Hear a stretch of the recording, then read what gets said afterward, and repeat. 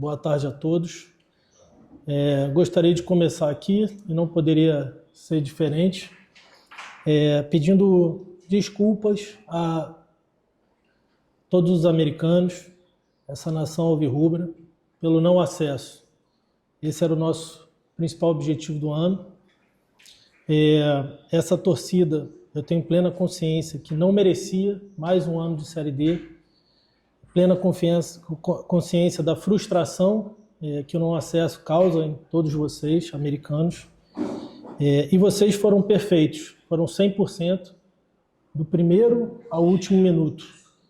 Vocês nos apoiaram, nos representaram de forma grandiosa e fizeram, inclusive, no último jogo, foi um jogo épico, talvez um dos maiores jogos da Série D, fizeram um espetáculo irretocável. Um mosaico, Céu de Bagdá, um espetáculo que reverberou e colocou o América nos noticiários Brasil afora. Então, para toda a nação americana, todos os alvirrubros, meu pedido e pesar aqui, meu pedido de desculpas e agradecimento por tudo que vocês fizeram por nós ao longo dessa temporada. Depois eu gostaria de agradecer a parceria, e eu vou nominar alguns aqui. Queria agradecer a associação por todo o apoio, e agradecer a associação através do presidente Hermano, do vice-presidente Sobrinho, por todo o apoio e a aproximação que nós tivemos ao longo desse ano. Essa aproximação foi fundamental para a execução do trabalho e foi de fundamental ajuda. Queria também agradecer aos conselheiros, ex-presidentes, que de forma muito prestativa cederam o seu tempo, seus conselhos, seus conhecimentos, para que a gente pudesse tomar melhores decisões ao longo da temporada. Também quero agradecer aos patrocinadores, que nos ajudaram, que confiaram no América, confiaram com recursos também. E quero agradecer também à federação, em nome do presidente Zé Vanildo, presidente Felipe, e a todos os funcionários do América, que foram incansáveis nessa batalha e nessa temporada que nós fizemos. Eu vou permear aqui por 4 principais tópicos. São eles: futebol, infraestrutura, marketing financeiro. Tá? Para não ficar muito extenso, vou seguir essa lógica e depois a gente abre para as perguntas. Eu sei que são muitas. Vou começar pelo futebol e vou fazer um link com a coletiva que eu fiz há mais ou menos um ano atrás aqui, onde eu dei 3 pilares do nosso trabalho para o ano. 3, eu chamei de metas macro. Quais eram essas 3 metas macro? Era, primeiro, garantir o calendário para 2026.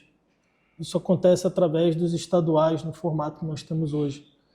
A gente precisava chegar pelo menos à final do campeonato estadual para garantir o calendário.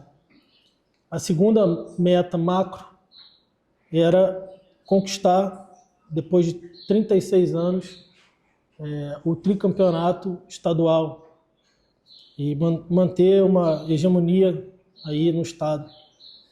E a terceira meta, e a mais importante, era o acesso à Série C do Campeonato Brasileiro. Mas a gente não chega nessas metas da noite para o dia. Tem passos que a gente precisa dar, caminhos que a gente precisa percorrer. Então a gente desmembrou essas metas macro em metas micro, para que a gente pudesse ir galgando o espaço. Eu entendo que ano após ano o acesso à Série C ele funciona tal como uma guerra de trincheiras. Você caminha naquilo que você acertou, corrige aquilo que você errou, e quando a gente sobe de forma sustentável, não bate e volta.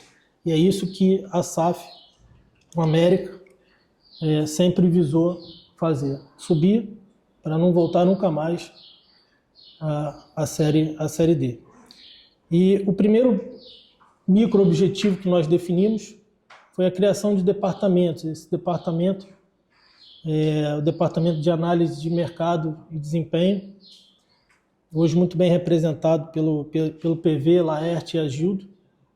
Ele tinha a função de corrigir algumas falhas que nós identificamos em 2024, onde montamos um time extremamente qualificado. Tanto é, chegamos na terceira fase da Copa do Brasil, fizemos bons jogos contra grandes equipes, mas talvez tenhamos negligenciado um pouco o perfil de atleta para a Série D, que era o nosso principal objetivo. E não logramos êxito no ano de 2024, não tendo nem a chance de sonhar com o acesso, porque saímos na primeira fase.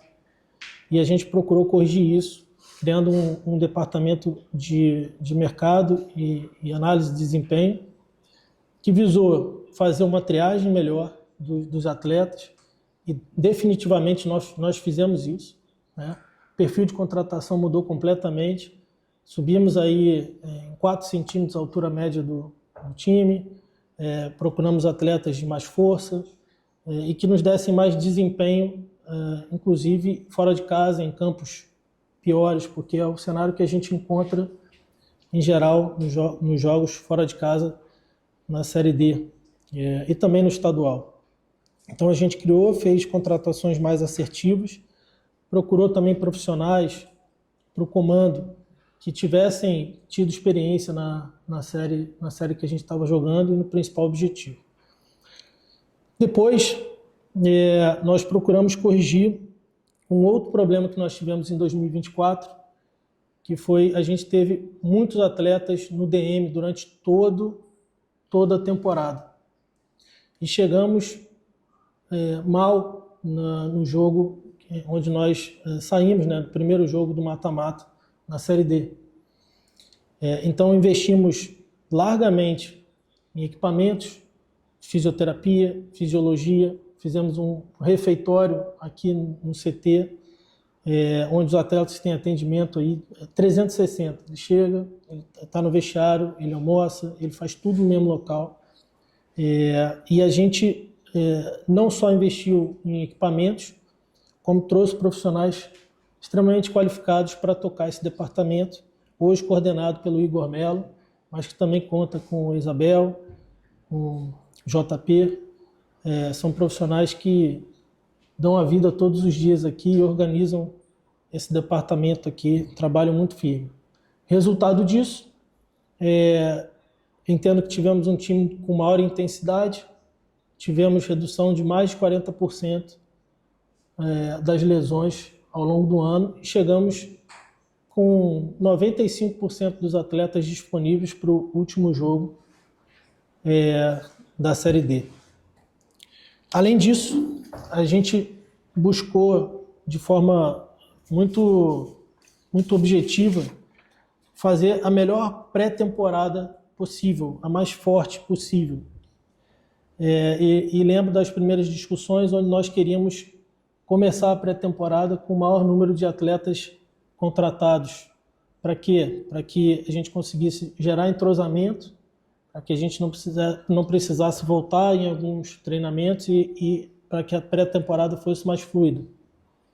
Depois, para testar esse trabalho, né, para aumentar a competitividade do elenco, a gente buscou alternativas de amistosos, né? Fomos a Recife, jogamos contra times de Série C, fizemos amistosos contra o Náutico, jogamos contra o próprio Santa Cruz, Maguari, e buscamos colocar à prova toda a preparação da pré-temporada para que a gente pudesse chegar no estadual na ponta dos cascos e lograr êxito nas duas primeiras macrometas, que era chegar na final do estadual e conquistar o tricampeonato.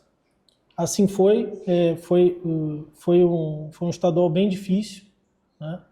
Por vezes ali estivemos em desvantagem, né? Fizemos um jogo na semifinal contra o Santa Cruz, onde tivemos uma desvantagem fora de casa e recuperamos dentro de casa, garantimos o calendário.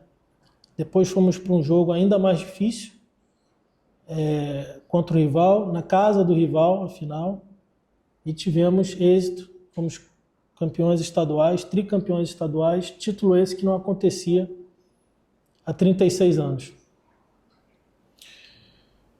Pois bem, campeões estaduais, agora nos restava a principal meta do ano, que era a conquista do acesso. E, de novo, para conquistar essa meta, a gente precisava percorrer alguns passos. E o que a gente definiu, primeiramente, identificou, é que no ano de 2024 nós tínhamos um resultado muito ruim fora de casa. Performance baixa fora de casa. Fomos vencer o primeiro jogo fora de casa contra o Atlético Cearense na penúltima rodada da primeira fase. E esse ano nós decidimos que a gente investiria muito em logística, muito na suplementação, em descanso, melhores ônibus, melhores viagens, logística pensada com muita antecedência, porque a gente entendeu que esse era um fator preponderante para que a gente pudesse conquistar a primeira micrometa, que seria terminar entre os 2 primeiros do nosso grupo. No início do campeonato brasileiro, a gente caiu num grupo que entrou também times de Pernambuco, e que foi o dito grupo da morte, né? Um grupo muito difícil, adversários de grande torcida, adversários com tradição, e estavam bem preparados. E a gente terminou a fase de grupos em primeiro lugar nesse grupo, que foi um grupo tão difícil. Isso também nos preparou para a gente chegar na fase de mata-mata. E quando a gente chega na fase do mata-mata, basicamente renovar, basicamente potencializar tudo aquilo que a gente tinha trabalhado ao longo do ano. Além de tudo isso que eu falei, nós fizemos 11 contratações da final do estadual até o fechamento da janela do mata-mata. Lembrando que esse ano teve uma diferença, porque a Série C teve também janela. Então, nós sempre que identificamos ou uma reposição, ou uma melhoria, uma característica que faltava no nosso time, nós fomos a mercado prontamente e trouxemos 11 reforços, reposições. E quando a gente chega no mata-mata, aí é coração, estar com o time inteiro, olhar cada detalhe, e também conta muito o mental.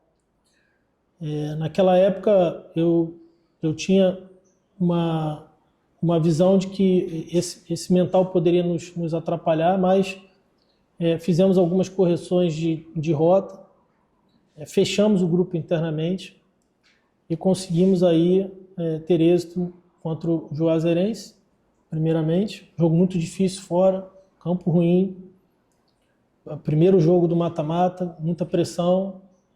Voltamos para cá e decidimos em casa, com o apoio da nossa torcida, fazendo valer ter terminado em primeiro do grupo.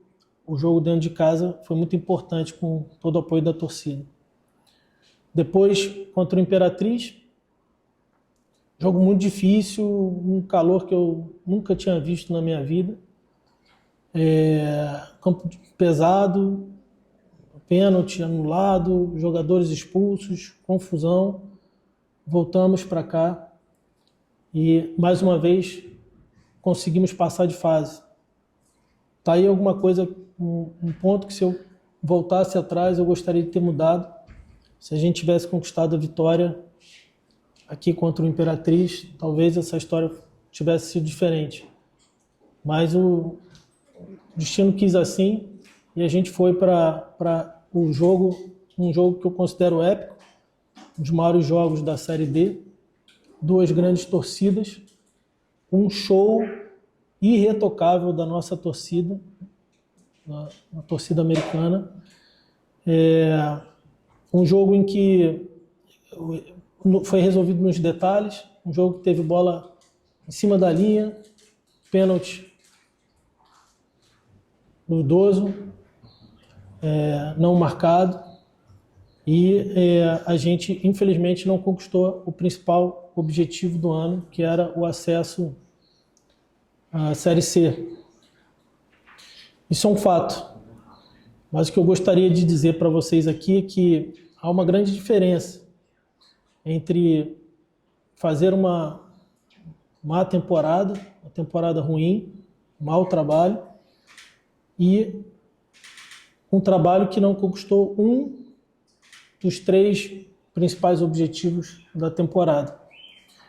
Como eu falei no início aqui, para a gente chegar nessa Série C, chegar de forma sustentável, é uma guerra de trincheiras. O que eu entendo que a gente precisa fazer é analisar tudo aquilo que nós fizemos de positivo e melhorar tudo aquilo que nós deixamos a desejar.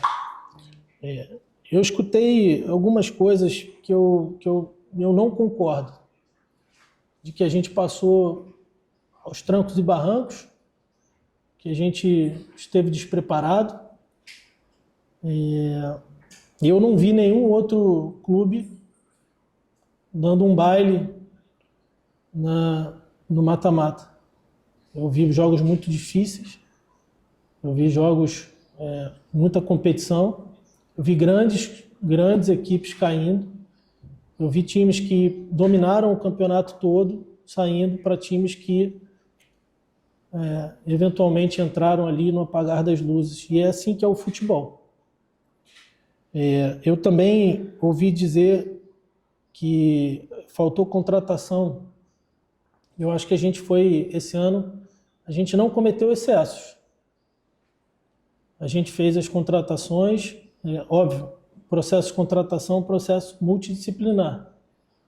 A gente tem o departamento de análise de mercado, isso passa pelo treinador, modelo de jogo, passa também pelo atleta querer vir, né?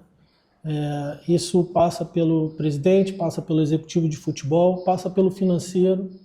Às vezes tem um atleta que a gente quer muito trazer, que tem todo o perfil e que não está adequado à realidade do clube nesse momento. Então, eu acredito que nós fizemos as contratações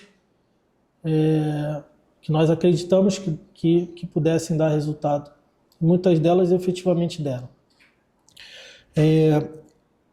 E com isso eu encerro aqui um breve resumo daquilo que aconteceu nessa temporada no que tange o futebol. Depois a gente vai abrir para mais perguntas. Falando um pouco de infraestrutura, é importante lembrar que nós temos um principal equipamento, que é o nosso CT. Toda obra que a gente faz aqui mais pesada, ela precisa respeitar o cronograma do futebol. Eu não posso ter aqui alguém quebrando, fazendo uma laje, construindo uma obra pesada aqui, enquanto os atletas estão no descanso, estão treinando. Existe um controle rigoroso do fluxo de entrada e saída aqui hoje do CT. Então, eu tenho um período intertemporada para fazer a maior parte das modificações do ano, que é agora esse período. Setembro, outubro, novembro, já começa a pré-temporada. Então, esse ano, nós finalizamos nesse período grande parte do nosso alojamento. Ainda falta alguns detalhes, 80%, 90% está pronto. Faltam ainda 5 quartos para o profissional, parte de refeitório do alojamento profissional. Nós entregamos também toda a iluminação e parte elétrica do nosso estádio, da Arena América.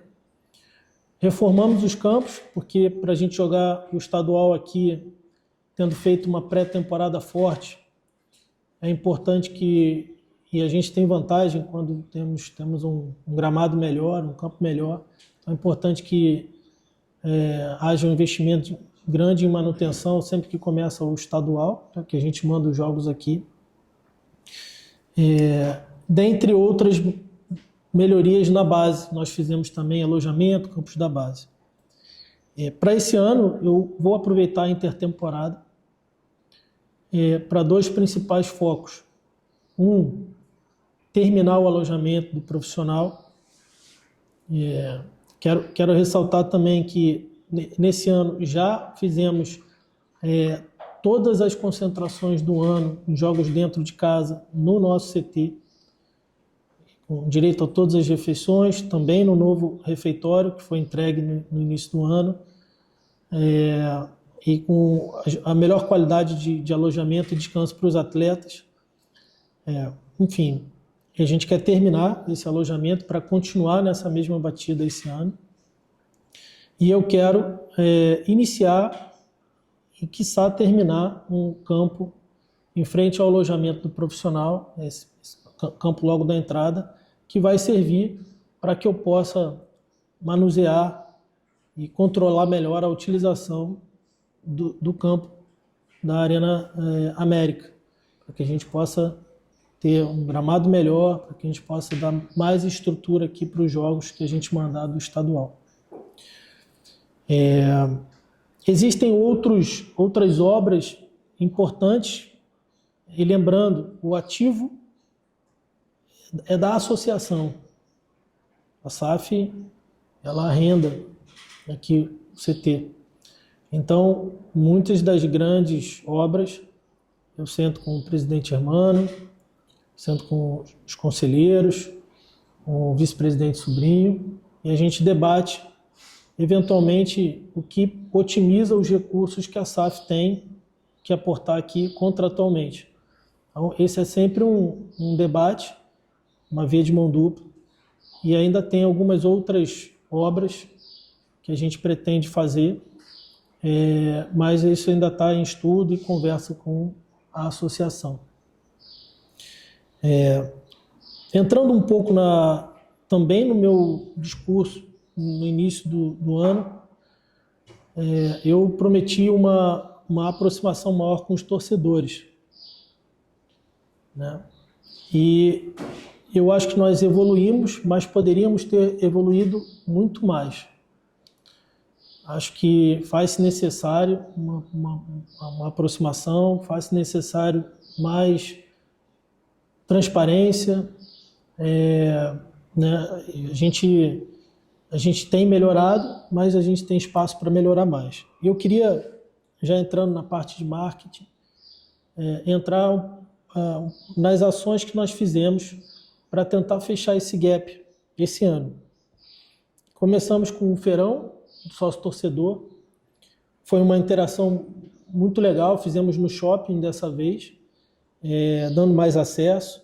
Levamos atletas, né? Foi o Dida, foi o Souza, Ferreira, levamos ex-atletas, levamos o Marcelo, né? Foi legal ver a criançada feliz e entrosando, né? E acho que foi uma experiência muito legal e a gente espera repetir esse ano. A gente fez o sábado do Tri, também achei outra interação muito legal, foi a festa após o título estadual. Teve um jogo aqui onde a torcida enfrentou as lendas, né? Enfrentou os ídolos do clube. Então essa interação foi muito legal. A torcida também colocou a faixa de campeão nos atletas, então acho que vale mencionar aqui. Fizemos o aniversário de 110 anos do clube. Se eu não me engano, foi no jogo contra o Central, na Arena das Dunas, uma baita de uma festa legal também. Fizemos setores, abrimos o setor sul, preços populares, ingressos a R$10. Esse era um pleito que muitos me faziam, né? me chamavam em particular e eu atendi esse pleito e fiquei muito feliz com o resultado. Camisa do Mecão, ingresso na mão, uma campanha que nós fizemos durante o Brasileiro. Mais de 1.000 torcedores contemplados com ingressos em diversos pontos da cidade. Distribuições de ingressos em escolas de Parnamirim e Natal. Muitos ingressos também, a criançada fica super feliz. É legal essa interação também. Isso fez com que a gente tivesse uma média de público de quase 10.000 torcedores, batendo aí o recorde da história da primeira fase do América na Série D. Então, mais uma vez, agradecendo o apoio incondicional da torcida e a presença da torcida. Mas isso não vai parar por aí, né? A gente vai continuar bolando, criando estratégias para essa aproximação.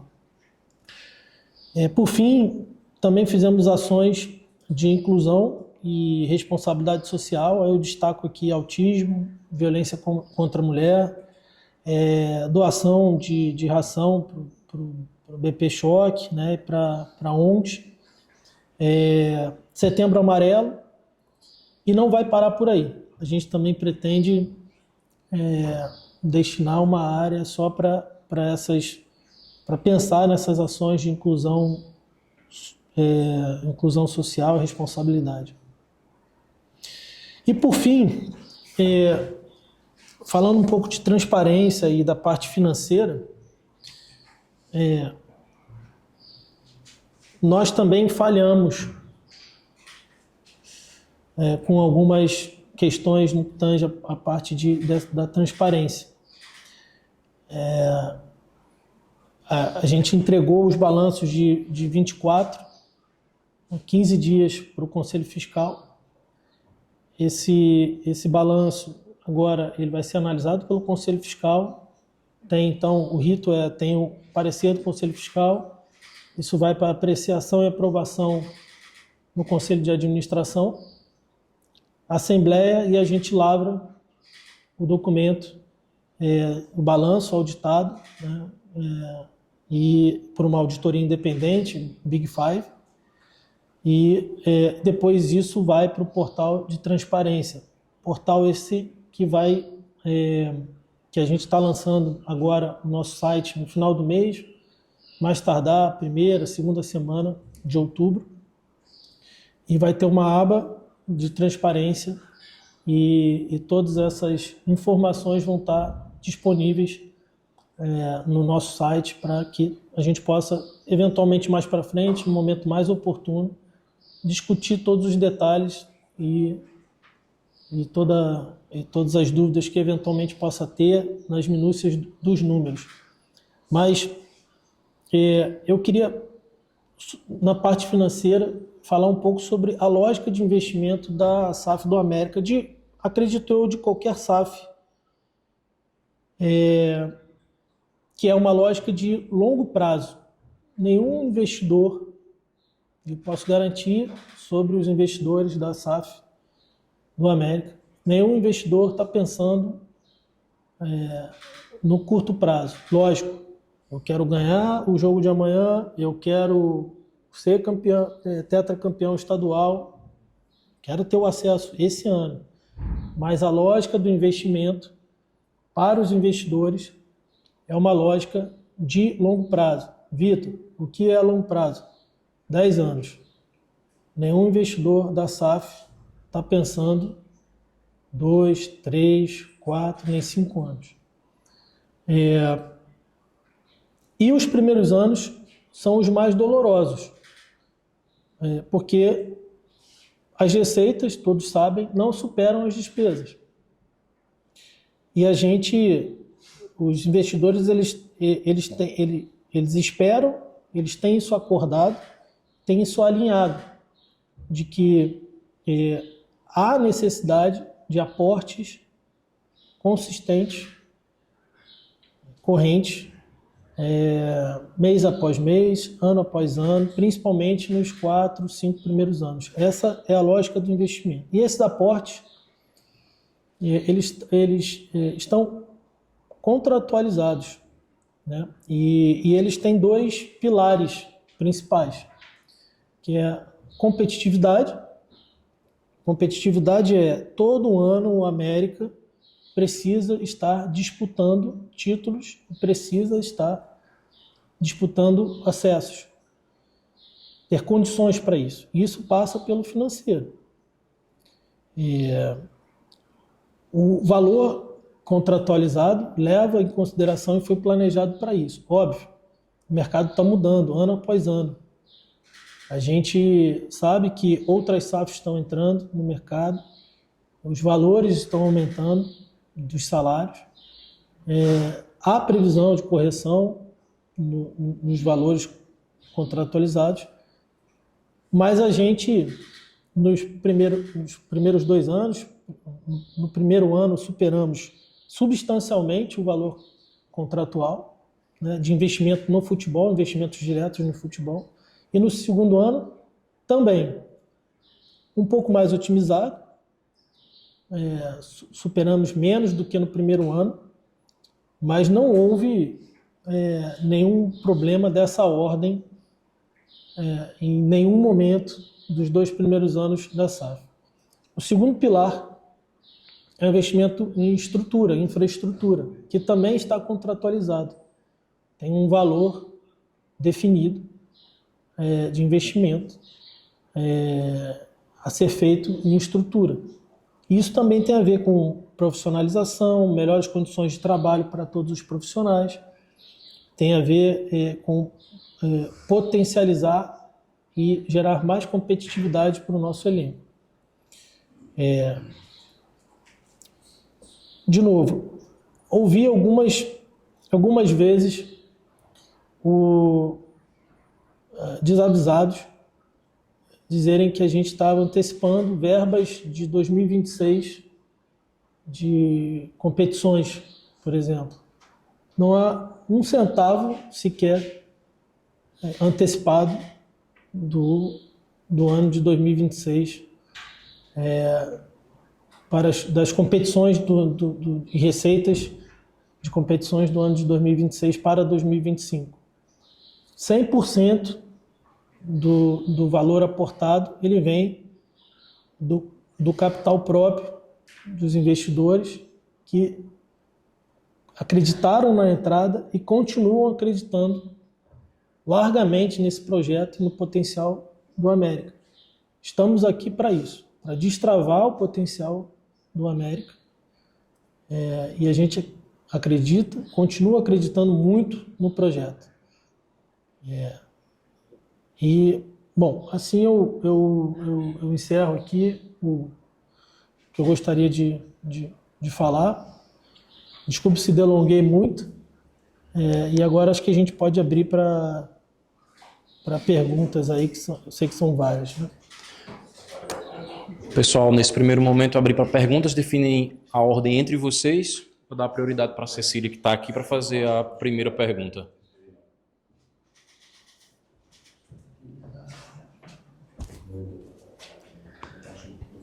Pode começar? Boa tarde, Vitor. Fala um pouquinho quais fatores o senhor acredita que foram determinantes para a não conquista do acesso.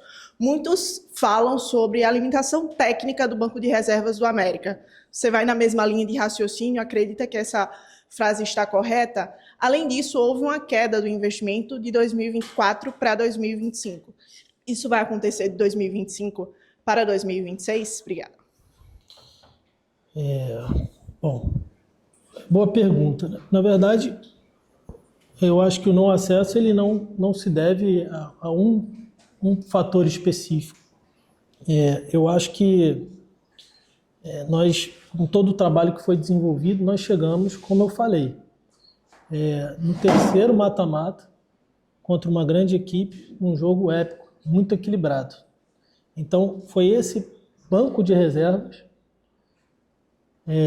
esse plantel, que nos levou até o jogo do acesso. Então, acredito que esse argumento, e o jogo foi decidido em detalhes. Então, acredito que não seja uma questão do banco de reservas, especificamente.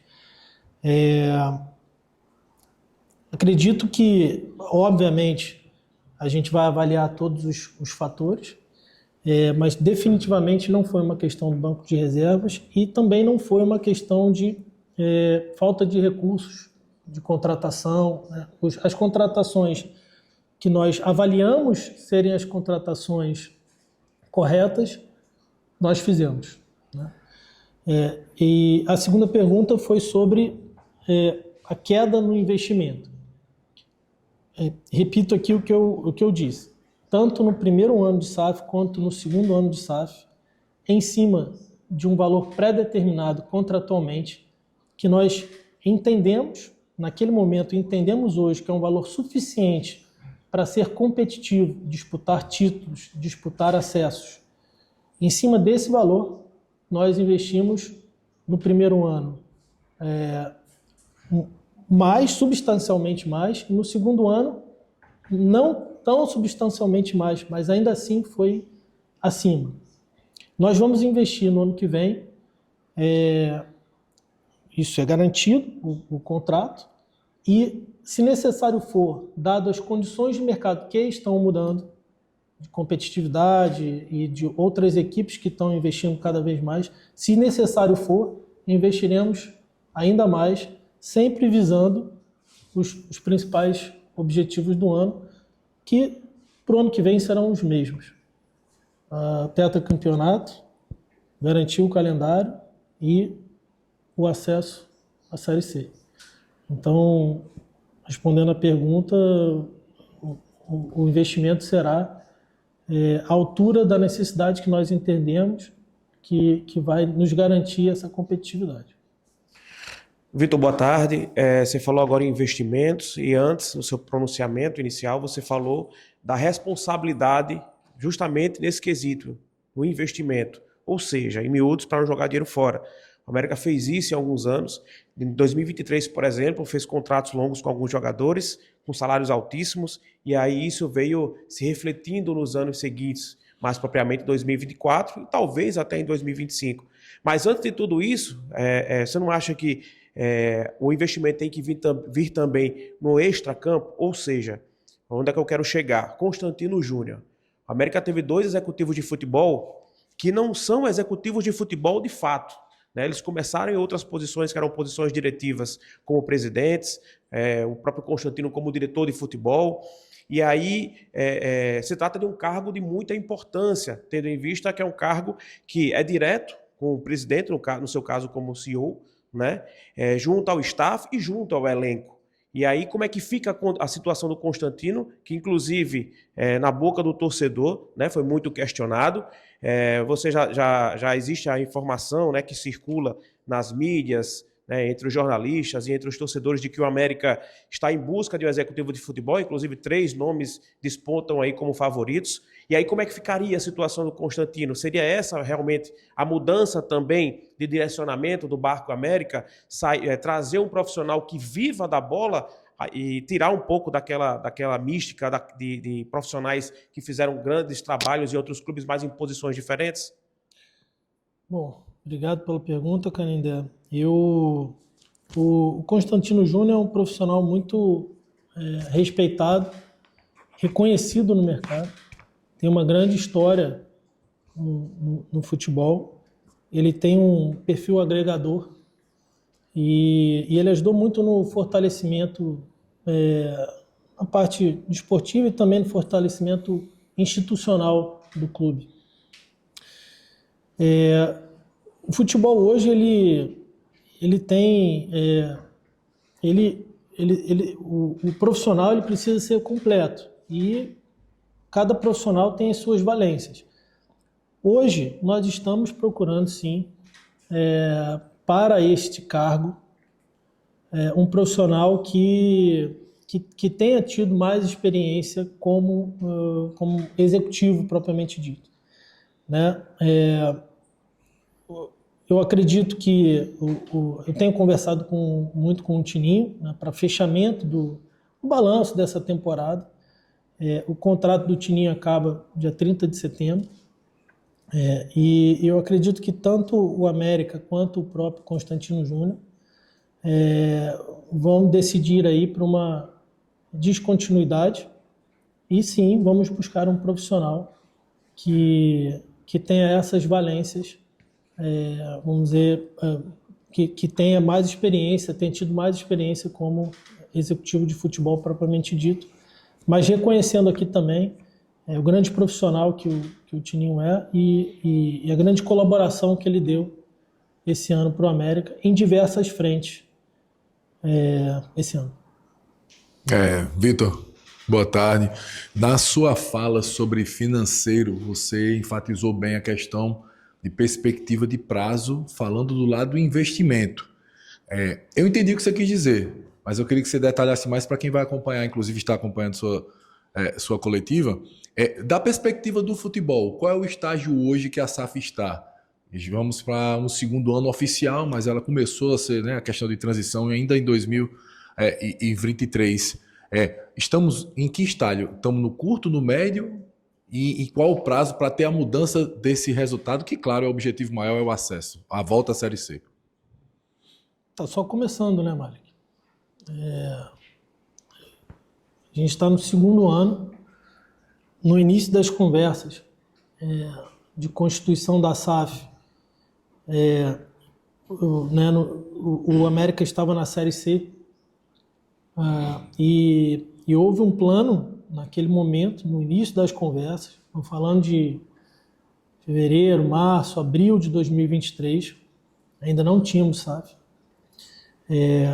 Havia uma perspectiva de 2 anos de Série C, 2 anos de Série B e Série A. Todo mundo lembra isso e muitas pessoas me cobram isso, me questionam. Quando o América vira SAF, ele já está na Série D. Então, houve uma mudança de percurso já na largada. Então, logicamente, a gente readaptou. Então, faremos 2 anos de Série D, 2 anos de Série C e galgaríamos o nosso espaço, que acredito eu, o primeiro grande objetivo seria chegar na Série B de bola. Então, estamos no início dessa caminhada. Esse ano, muito melhor do que no ano passado. Como eu falei, ano passado nós saímos no primeiro mata-mata, sem chance alguma da briga, de brigar pelo acesso. No ano de 2025, nós batemos literalmente na trave, detalhe, e acredito que as experiências acumuladas no primeiro e segundo ano, curto prazo, elas vão ser cruciais para que a gente chegue de vez na Série C e fique, para que assim a gente possa buscar a Série B. Eu diria que, em termos desportivos, não há nada mais importante do que fazer uma temporada ainda melhor do que esse ano e ter o acesso à Série C. É isso que a gente fala em termos da gestão, mas os investidores, na parte financeira, estão 100% alinhados com isso também. Só um complemento, já que você mencionou os 5 anos, porque nessa questão de divulgação e projeção, 5 anos chegou um valor, acho que era 170 e poucos milhões, 170 milhões em 5 anos. Aí, isso mudou? Qual é o valor atualizado, então, baseando então nessa novo 2025-2026? Não. Por óbvio, isso muda, porque eu acho que precisa se ter um entendimento de como se chega nesse valor de 174 milhões. Seguindo essa curva CCBBA, que era a curva que foi falada lá atrás, enquanto a média estava na C, os investimentos mínimos somados dariam esses 174 milhões. Mas fazia-se necessário passar por essa curva. Naturalmente, quando você está numa série D de dado, essa curva ela é revisada. O Bahia, por exemplo, O projeto SAF dele era de 1 bilhão, né? Quando saiu lá atrás. Aí era 200 de CAPEX, 300 na parte administrativa, 500 em 15 anos, contratação de atletas. E, logicamente, quando você parte para a prática, essas expectativas, os orçamentos são revisados todo ano. Mas o mais importante é a gente entender a lógica do investimento, a lógica que a SAF pretende trilhar. E é uma lógica que, obviamente, a gente está buscando esses macro-objetivos no curto prazo, mas sempre entendendo que a visão do investimento, a visão de quem está participando do projeto tem que ser de longo prazo. Não dá para se pensar no curto prazo. É um projeto muito grandioso, é uma marca grandiosa, é um clube de 110 anos, não dá para resumir isso em 2 anos. A gente precisa ter a consciência de que a gente está nessa guerra de trincheiras evoluindo cada ano, não evoluindo, não deixando erros acontecerem novamente, porque eu tenho certeza que a gente chega forte na Série C, chega forte na Série B, para não voltar mais. Esse é o objetivo da SAF. Vitor, boa tarde. Eu queria saber esse sucesso do América, né, nas competições nacionais. O América foi tricampeão potiguar, mas até aqui em competições nacionais não vem andando tão bem assim na temporada. A gente for fazer um balanço de 2023, quando a SAF começou a negociar com a América e também entrou naquele projeto da Série C, que a América foi rebaixado, tem um rebaixamento na Série C, 2 eliminações meio que traumáticas na Série D, Copa do Brasil, uma primeira fase muito ruim, quando final para o União, e para além disso, não consegue tão bem na Copa do Nordeste. A que se deve esse sucesso do América e também em relação a esse balanço do América, são 2 anos à frente, com alguns investimentos. Eu queria saber da sua avaliação, como é que está indo esse SAF do América, está indo bem, está indo mal, qual é a sua avaliação desse projeto até aqui? Obrigado.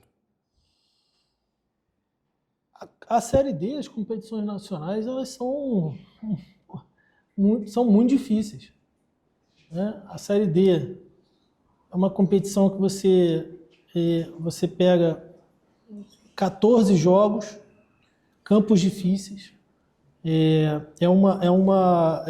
o investimento é alto, e depois você vai para 6 jogos de mata-mata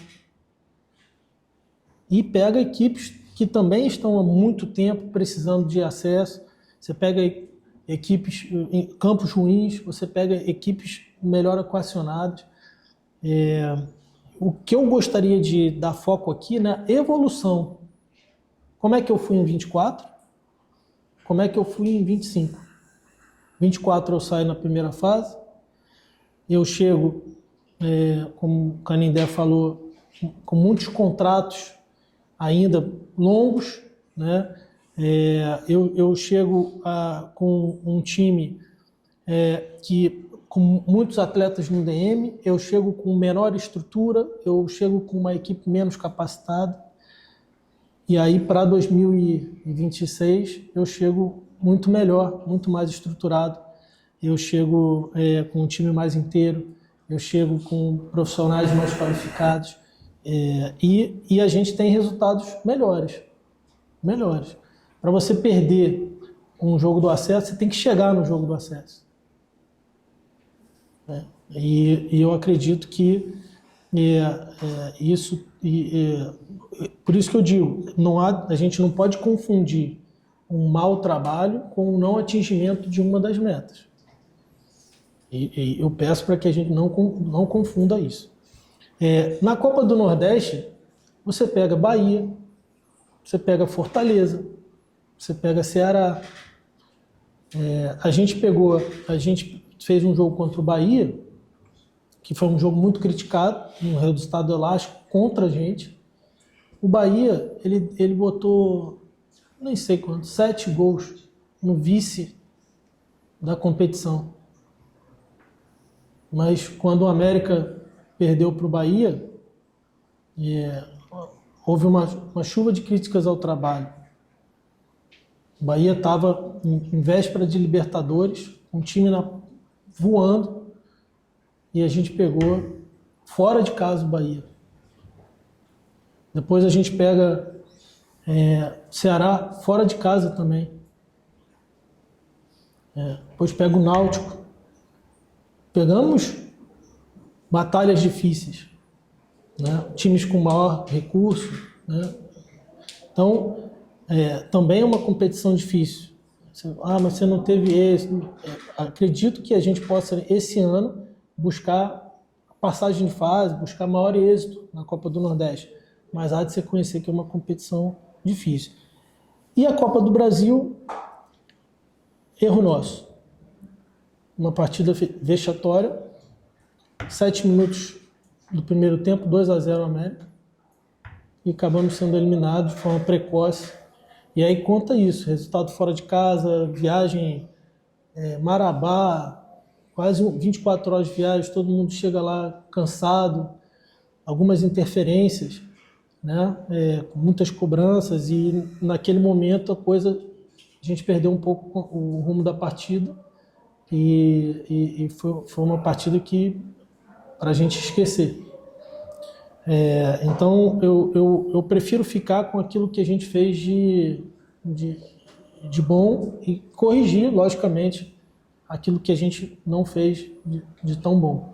Mas eu mediria a avaliação da SAF tem que ser em cima dessa evolução, né, e da capacidade de corrigir os erros e de cumprir os contratos, que é o que efetivamente a SAF está fazendo.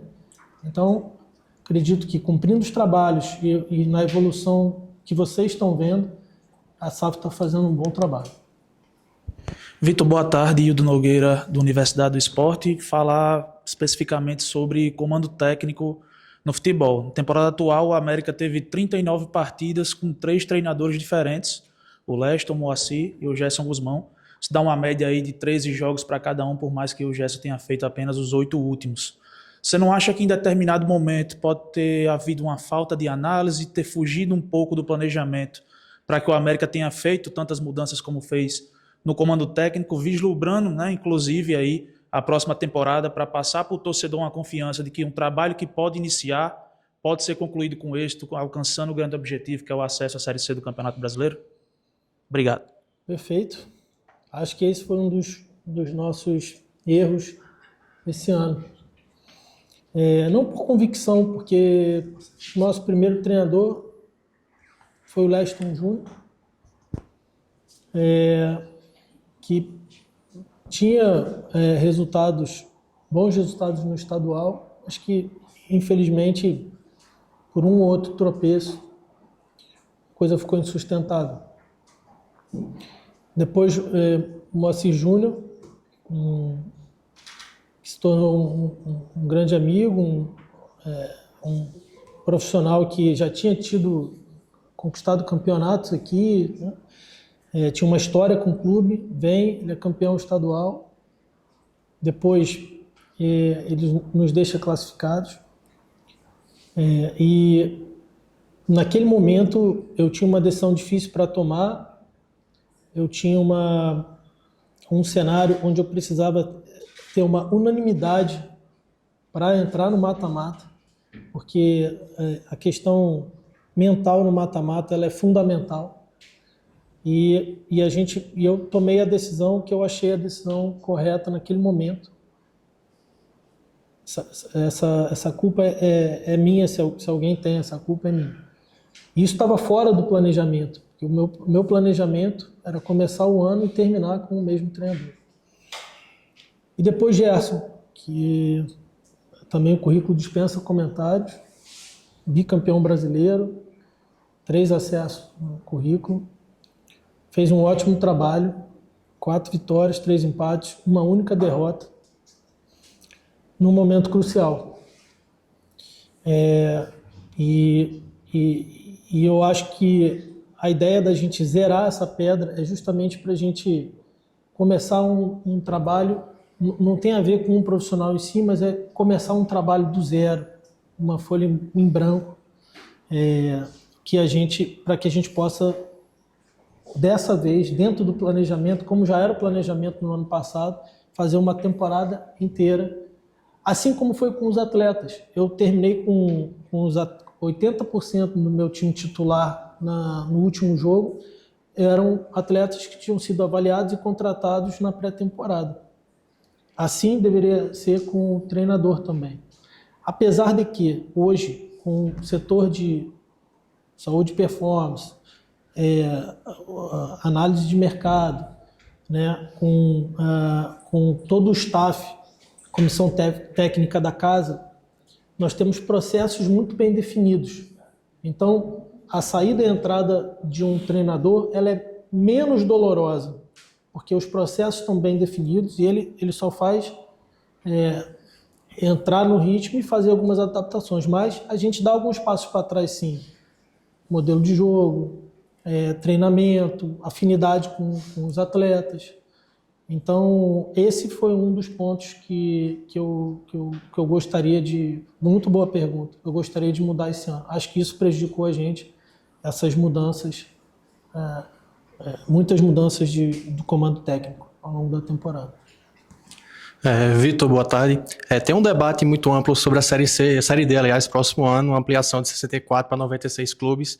Como é que vocês da América estão observando isso? E sim, poder deixar claro qual é o posicionamento do clube em relação a isso. Vocês são favoráveis ou contrários nessa ampliação? Obrigado. Eu tenho acompanhado de perto, né? Nós temos aí um grupo de todos os presidentes da Série D. Essa discussão, ela ficou mais acalorada aí nos últimos dias. Eu entendi a argumentação de ambas as partes, os que são a favor, os que são contra, mas eu prefiro que as coisas se definam melhor para que a gente também não fique, não entre aqui num assunto, dê uma opinião, que depois ainda precisam as bases ser melhor definidas, né? Há muita conversa, muitas coisas controversas ainda, muitas discussões. Quando as coisas se definirem melhor, o martelo for batido, aí acho que é a hora da gente focar. Eu acho que agora é momento da gente olhar para dentro.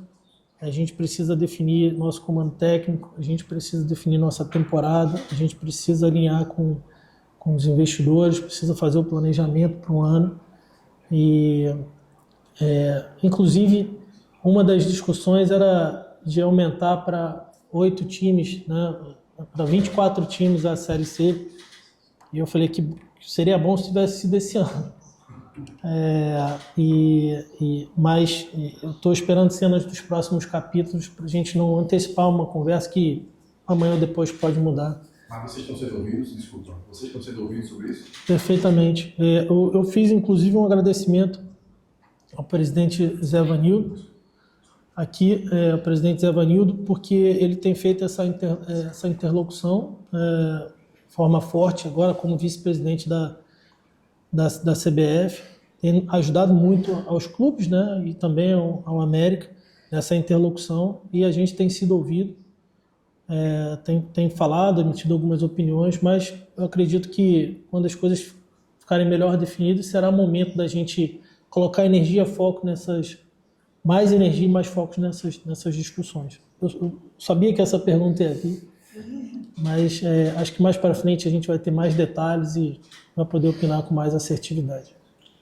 Boa tarde, Vitor. Antônio Henrique, da Universidade do Esporte. Durante seu pronunciamento, você comentou que, após a montagem do elenco de 2024, foi identificada algumas falhas que você mudou em 2025, como contratação de jogadores mais altos e também mais físicos para a Série D. Queria saber se agora, após o fim da temporada, já foi identificada alguma falha na montagem desse atual elenco que não deve ser repetida em 2026? Obrigado. Não, veja bem, eu entendo assim, não foram falhas. A gente, como eu falei, é uma guerra de trincheiras, a gente vai melhorando, né? Então, a Série D é um jogo muito físico, estatura importa, bola parada importa. Então, para esse ano, a gente está... Eu acho que eu gostaria de ter ainda mais atletas adaptados, mais adaptados à Série D. Talvez isso, eu acho que seria realmente um ponto de bastante atenção. E acredito também que na Série D você não faz só uma zaga robusta, você faz um time mais competitivo, mais defensivo.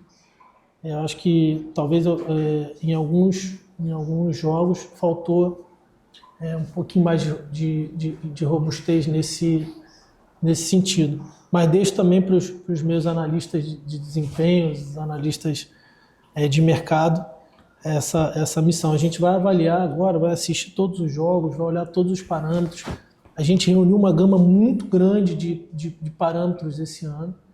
E em cima disso a gente vai montar esse elenco, que eu acho que já foi muito melhor pensado esse ano do que no ano passado. Uma outra coisa é sobre o prazo dos contratos também, né? No primeiro ano nós fizemos contratos muito longos. Isso realmente, quando você vira a temporada, isso se torna um ponto de discussão, e esse ano a gente conseguiu enxugar e adaptar isso, e já foi muito melhor, vai ser muito melhor, tenho certeza, essa virada de chave de 25 para 26. Vai dar mais liberdade para que a gente possa montar um time ainda mais competitivo. Vitor, foi especulado o nome do Raniel Ribeiro para assumir o comando técnico do América na temporada 2026. Queria a sua avaliação do Raniel, que quase conseguiu acesso, assim como o América, chegou até os jogos de acesso, caiu para o Maranhão. E se existe conversas do América com o Raniel Ribeiro? Vazou, né? Existem conversas, sim, elas estão bem avançadas. Um outro detalhe contratual: Raniel, ele está num ótimo momento na carreira dele. Ele fez um baita de um campeonato, né? E acredito que ele se enquadra muito no perfil que a SAF enxerga. Além disso, ele vem com uma comissão técnica muito capacitada. Ele é um profissional local, tem história no clube, já jogou pelo clube, é americano, e acredito que a gente está bem próximo de fechar assim. Faltam alguns detalhes. Vitor, em se falando na montagem, né, do time para 2026. 2026 já começou a partir do momento que a bola parou de rolar no jogo contra o Santa Cruz. E aí o América já vinha num processo de renovações, tem jogadores com contratos até 2026. Deu uma parada agora, realmente, para esperar as chegadas do treinador e do executivo, para aí sim começar a retomar esse processo de renovação, retomar talvez também o processo de busca por reforços, ou o seu staff continua trabalhando, continua entrando em contato com esse pessoal para, quem sabe, já deixar tudo alinhado e colocar na mesa do possível treinador, Raniel Ribeiro, e do executivo de futebol, que tem um nome que já está bem adiantado com o América e poderá ser anunciado nas próximas horas? O trabalho não para, né? Ninguém está esperando nada. O trabalho ele já começou desde o primeiro minuto após o não acesso. Dentro do nosso elenco, acredito eu que temos ótimas peças, tivemos muitas surpresas, inclusive. Ao longo de toda a temporada, a gente teve um assédio muito grande da Série B, da Série C, nem se fala. E o primeiro passo é buscar renovação com aqueles atletas que a gente entende que tiveram um perfil e performaram bem ao longo da temporada. Mas, sem dúvida, esse é um processo que hoje bem estabelecido no América, ele passa por todas as áreas. É primordial que o treinador participe, que a gente enquadre o modelo de jogo do treinador. É primordial que o executivo de futebol participe. Então, o que a gente tem que fazer é correr para que essas duas posições sejam o mais rápido possível preenchidas. Mas o trabalho não para. O trabalho está em pleno vapor. Bom, é isso. Eu acredito que temos aí 7 ou 8 atletas com contrato ainda, tá? E muitos vêm sem um contrato, mas a gente já está pensando em tudo isso.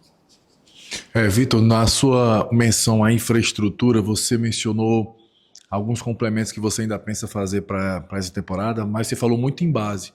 E por mais que você tenha dado a justificativa da utilização do espaço para não continuidade de alguns andamentos, né? Quando é que a gente pode ter uma percepção real e concreta da conclusão do estádio? Por exemplo, os camarotes é uma promessa antiga, às vezes cai no limbo, o torcedor não fala mais, mas sempre quando vem um tropeço no futebol, a torcida vez ou outra lembra dessa questão.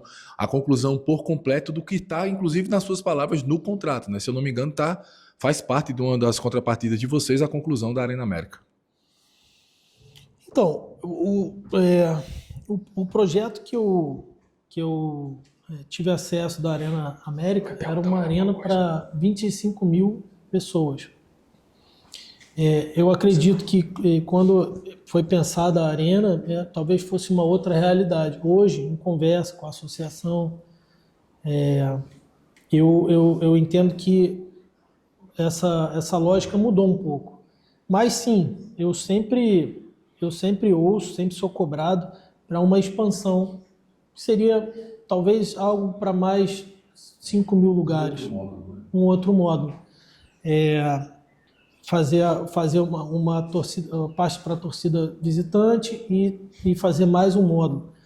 E isso eu tenho discutido largamente com o vice-presidente Sobrinho, né, que é um engenheiro, quem projetou muito do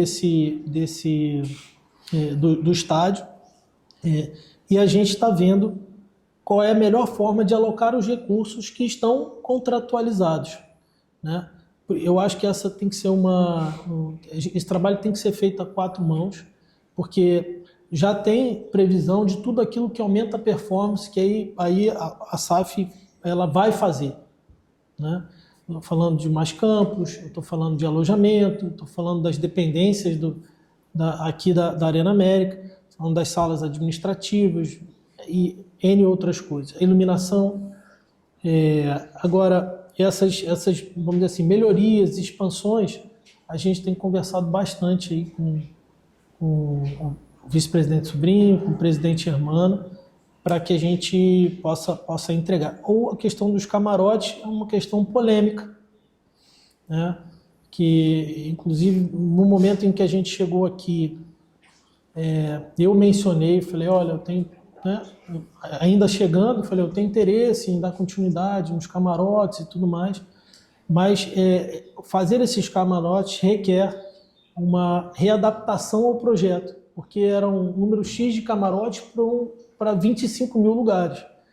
Então, a gente está estudando a melhor maneira de viabilizar toda essa entrega que ainda não aconteceu.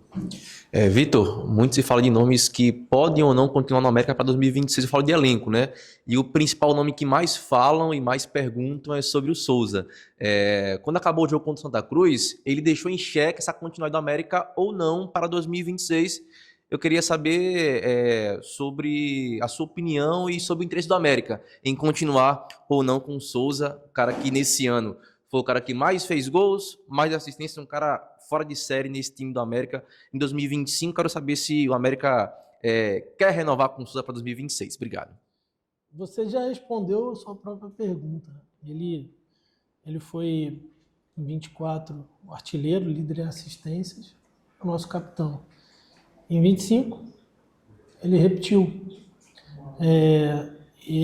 Ele é um baita de um atleta, um cara fora de série, um amigo que eu fiz no futebol. Mas a renovação ela não depende só da gente. Ele teve uma carreira consolidada, né, e ele também está repensando alguns rumos na vida dele. E foi tudo muito recente. Ele, como capitão, também foi muito cobrado por esse não acesso. E eu conversei com ele na semana passada, fomos jantar e eu deixei bem aberto para que eu falei, cara, vai, descansa, né? Ele ainda tem contrato agora até o final de setembro e a gente vai ter tempo de conversar isso, mas sem dúvida ele é um baita atleta, um baita cara, e ele performando, ele nos ajuda muito. Mas aí tem que entender se ele está no momento de carreira dele, de vida dele, e também entender a montagem do elenco, entender o próximo executivo de futebol, o treinador, o que a gente pensa para o América para 2026, para a gente gerar esse encaixe. Mas depende não só do clube, mas depende também dele. Ele tá num momento diferente de carreira de outros atletas, e a gente vai tirar esse tempo aí, está dando esse espaço para que essa decisão seja de cabeça fria, seja uma decisão bem tomada. Vitor, falar sobre a questão do executivo, só para ficar claro, você já falou que o Ranieri está com uma condição bem avançada para ser o novo técnico do América. Queria saber se também esse executivo já está bem avançado, que está trabalhando com vocês, mesmo ainda não tendo sido oficializado, porque imagino que pode ser uma figura importante na montagem do elenco e também nessa decisão de ter um novo técnico para a próxima temporada. Se já tem alguém trabalhando com vocês e se participa ou não dessa decisão provável aí da vinda do Ranieri para o América. Obrigado. Não tem ninguém trabalhando no momento. Na verdade, até inverteu-se um pouco a lógica, porque o ideal é que a gente começasse pelo executivo de futebol e definíssemos o comandante, né, o treinador. Mas o futebol também, às vezes, existem oportunidades e janelas que a gente não pode perder. Eu todo dia recebo muitos nomes e muitos deles eu acredito que são super competentes para o cargo e se enquadram no perfil que a gente está buscando. No entanto, eu vou sentar com a equipe para definir esses próximos passos. Não tem ninguém trabalhando e não tem um nome que eu possa dizer que está mais forte ou que está mais adiantado, como eu disse aqui que o do Ranieri está adiantado. Mas eu pretendo resolver isso nos próximos dias. A gente vai começar uma bateria de entrevistas, conversas e a gente precisa resolver isso rapidamente. Vitor, em relação à categoria de base, que é um dos pilares da SAF, quando vocês chegaram, vocês anunciaram que seria prioridade da estrutura, capacitação e também formar novos atletas. Como é que está sendo isso no tocante de integrar os profissionais? A gente viu nessa temporada o momento do Fernando, mas acabou negociado, acabou restando só o Henrique. Como é que está sendo esse trabalho? Porque, querendo ou não, o torcedor fica muito na cobrança, porque faz muito tempo que o América não revela em si um jogador. Às vezes ele passa aqui na base previamente, mas acaba sendo formado por outro clube. Queria saber como é que está sendo esse trabalho já para a próxima temporada. Obrigado. Trabalho de base é trabalho de médio e longo prazo. A SAF está aqui há 2 anos. Eu acredito que um trabalho robusto, minimamente de base, 5 a 6 anos. Esse ano, eu achei importante que a gente desse mais rodagem à nossa base. Às vezes a gente é muito carente de boas competições aqui, né? Para que a gente bote os meninos à prova num ambiente competitivo, para que a gente possa eventualmente chamar a atenção e também olhar, garimpar nessas competições. Esse ano, eu até anotei aqui, o Sub-13, a gente teve a Copa Trampolim, a Copa Areis, o Pretaquino e Lampions League, que está em Recife jogando. No 15, Preto Aquino, Copa Agreste e Estadual. No 17, Estadual, Copa Esperança, Superliga do Nordeste. No 20, Estadual, Copa do Nordeste, Copa do Brasil, Copa Atlântico, Copa Recife, Copa São Paulo, Rio de Janeiro. Além disso, continuamos investindo em infraestrutura da base. Então, hoje, grande capacidade de alojamento de meninos. Aumentamos largamente a atratividade da nossa base. E sim, tivemos algumas oportunidades. Alguns atletas que vieram, rapidamente se destacaram. E esse ano nós botamos 7 atletas em times de Série A. Eu digo aqui Red Bull Bragantino, Santos, Sport, Atlético Paranaense. Temos negociações com Palmeiras. Então, isso já demonstra que a base do América está sendo vista de outras formas. Um ponto que eu preciso dar mais atenção é essa transição. Hoje, o nosso auxiliar técnico da casa é o Yuri, profissional super competente, que foi técnico do Sub-20. Aqui a gente tem feito um plano de carreira. Então, o Yuri foi técnico Sub-20, se destacou e hoje é nosso auxiliar técnico da casa. Uma das funções que eu queria dividir com ele, tenho conversado bastante, é que ele, como profundo conhecedor da nossa base, que ele acelere esse processo de transição, que a gente consiga entender o modelo, aquilo que está sendo aplicado no profissional e faça conexão para que a gente possa ter mais Fernandos, mais Henriques. O Henrique foi um caso.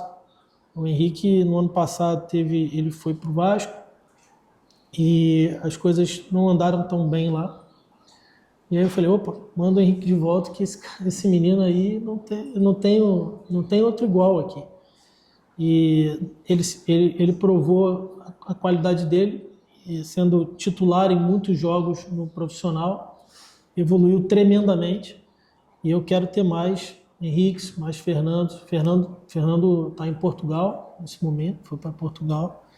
E quero que isso seja cada vez mais, que a gente consiga fazer cada vez mais esse link, essa transição entre base e profissional.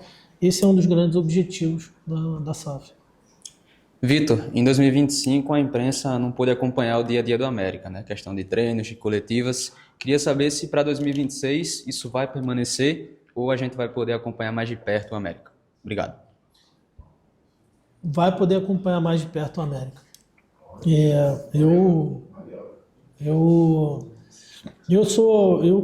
Às vezes um ou outro treinador tem uma forma diferente de abordar essa questão com a imprensa, mas se eu disse aqui que eu quero uma aproximação com a torcida cada vez maior, eu também quero uma aproximação cada vez maior com a imprensa. E quero que vocês façam do América, aqui do CT, também a casa de vocês, mas que a gente faça também tudo com muito profissionalismo, né?